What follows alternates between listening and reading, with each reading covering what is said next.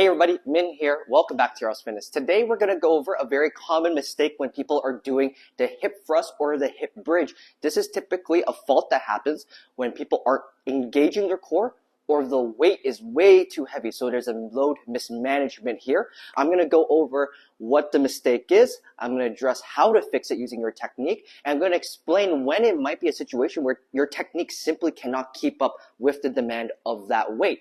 So what are we talking about here? When I teach people to do hip thrust, typically, we want to make sure the spine is neutral. So, you want like a big cylinder.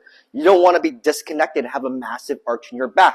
This is a very common thing I see when people first start doing a bridge. They will arch their back really hard, and then when they come up, instead of leading from the hip crease, they go stomach first, almost like their belly button's being sucked into the sky. So this is what the incorrect form looks like. They're going belly first. There's still a massive hinge in my hip, and my glutes are not fully contracted. And you'll ask them to come up higher, and they'll push, and it's only their stomach coming up. The only way they'll actually get up into the correct position is by actually bracing the core. It's particularly the lower abs and squeezing the glutes simultaneously to get into a more neutral pelvic position. What we're talking about here is going from an extreme anterior tilt to something more neutral by going towards posterior tilt. You can do it with a full posterior tilt. That is also known as the Americana hip thrust, another amazing variation. But just for the typical version, we want a more neutral spine position. So how do we remedy this? First is just to take a really good core brace. You're going to take a lot of air into your stomach. You're going to push out, not suck in. This is not Instagram. We're lifting weights here, so we want to create a lot of tension in your stomach. So I'm going to push my stomach out 360 with a lot of air in my stomach. So I take that deep breath in. I push my stomach out. Now, how I get my back straight is by exhaling really fast, almost like a snake. As you can see, that will contract the rectus abdominis, also known as your six-pack muscles, and now my spine is neutral. From here, I can start at the bottom of the hip thrust with my neutral spine, and I'm going to lead now not from my stomach, but from my hip crease. Okay?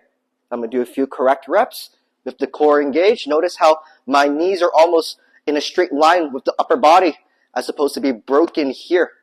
This makes a lot more sense when you see it with weight. So I just got a tiny little barbell here.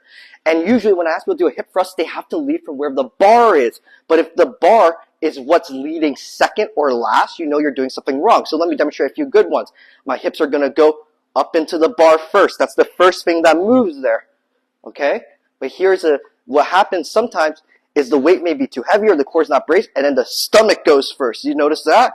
And the bar is behind my chest. So we need to keep the core engaged in order to prevent that load going into our back.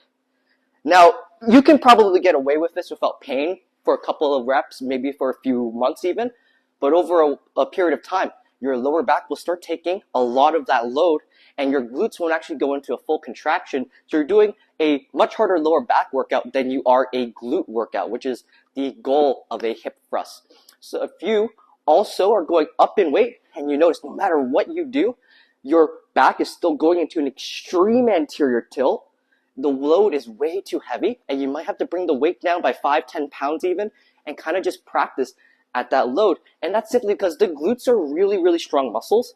The core typically is not as strong, right? So naturally, there is an imbalance between how strong your core is relative to the weight you can move with your hips. So you're going to have to start at a weight a little bit below what your legs and hips can handle so you can lift safely and correctly. Thank you all so much for joining us. We'll see you next time.